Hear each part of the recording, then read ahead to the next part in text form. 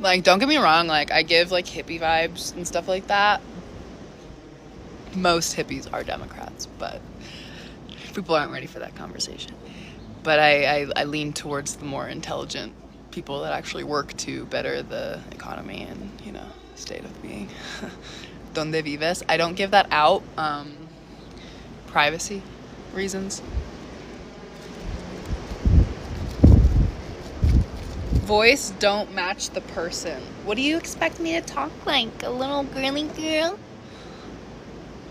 Nasty.